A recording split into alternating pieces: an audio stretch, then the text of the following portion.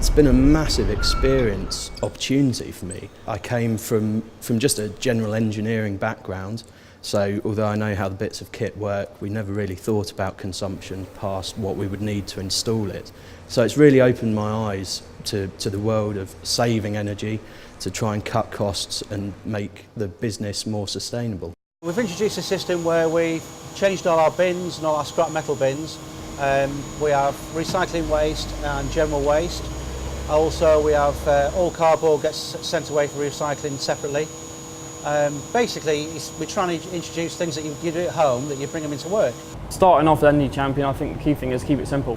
Turn things off. Should they be on when they're on? Are they running at the temperature they should be? Are they running too hot? Is the water running at too high a pressure? And to keep it really simple. As time goes on, we can get more complex with programs and control systems. I think what we've tried to achieve by installing the monitoring equipment on the energy and the fuels that we're using is best practice, and also look at then how we can start to save energy and utilise equipment to its peak and its best performance. I think anything that we're working towards now, saving energy and working towards environment, is also better for our customer and finally the consumer. Carbon footprint is a big thing now from a large company point of view. Also cost. I mean, some of the cost savings, talking over 2 or 3 years of hundreds of thousands of pounds. Simply by reducing our usage, we're going to cut the cost to the bottom line. So it will improve profitability. Some of the projects may be quite expensive to implement, but if you look over the next 10, 20 years, it'll bring the costs right down.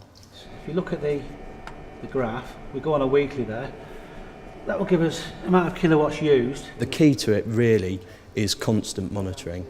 Just keep a really close eye on it. Try and spread the word as well. If you know you've got an issue in an area, you've got to try and communicate this to the people who are using the bit of kit or who are working in the area that has a problem, and then move forwards as a team. Well, it is good to look at what other sites are doing and actually see how other plants have reduced that energy. More people involved, more ideas. One of the greatest achievements that we've had is that we've become quite passionate about energy across the group. I don't think it's just 1 or 2 of us now. It's talked at every level within the factory environment, and I think that's very, very positive. We have operators that are telling us that we need to be doing things, turning off lights or shutting doors, which wouldn't have happened a year or so ago. That's the biggest effect we've had.